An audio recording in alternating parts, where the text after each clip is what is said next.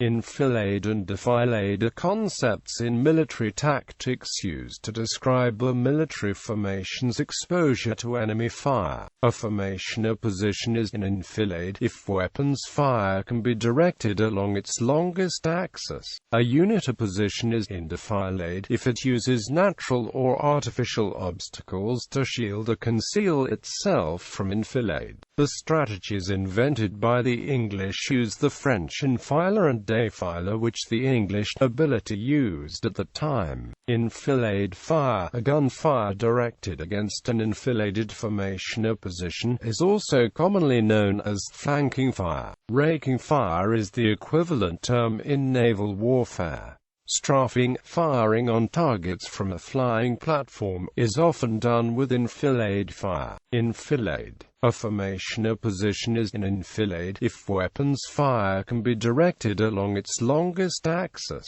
For instance, a trench is enfiladed if the opponent can fire down the length of the trench. A column of marching troops is enfiladed if fired on from the front or rear such that the projectiles travel the length of the column. A rank or line of advancing troops is enfiladed if fired on from the side. The original concept of enfilade fire was invented by the English using ranked archers combined with dismounted knights first employed at the Battle of Duplin Moor in 1332 and used to devastating effect against the French in the 100 Years' War. The benefit of enfilading an enemy formation is that, by firing along the long axis, it becomes easier to hit targets within that formation. Enfilade fire takes advantage of the fact that it is usually easier to aim laterally than to correctly estimate the range to avoid shooting too long or short. Additionally, both indirect and direct fire projectiles that might miss an intended target are more likely to hit another valuable target within the formation if firing along the long axis.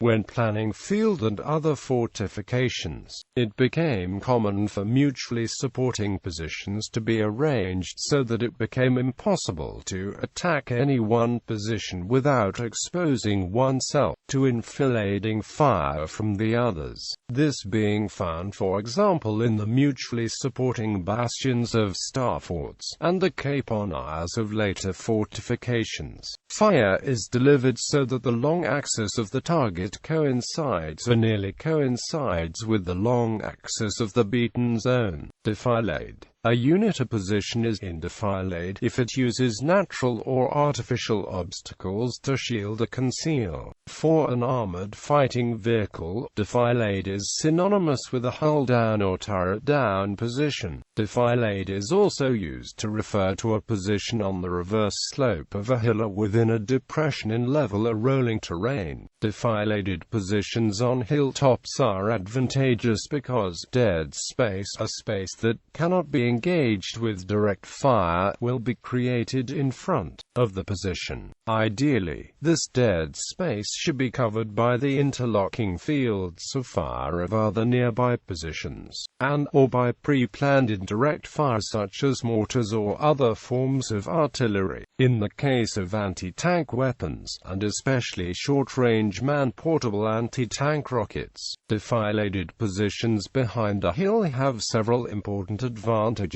This is because the dead space created by the intervening crest of the hill prevents an approaching tank from using the range of its direct fire weapons, and neither the attacker nor defender will have a clear shot until the tank is within range of the defending anti-tank weapon. In such engagements, the tank is usually at a further disadvantage because the defender will often be camouflaged while the attacking tank will be silhouetted against the sky, giving the defender an easier shot. In addition, if the tank fails to detect the defending anti-tank weapon while the tank is still defiladed, but advances beyond the position to the crest of the hill, it may expose the relatively thinner armor of its lower hull or belly to the defender. Early detection and elimination of anti-tank threats is an important reason that tanks attack with infantry support. Artificial enemy-style entrenchments can provide defilade by allowing troops to seek shelter behind a raised berm that increases the effective height of the ground within an excavation that allows the troops to shelter below the surface of the ground, or a combination of the two. The same principles apply to fighting positions for artillery and armored fighting vehicles.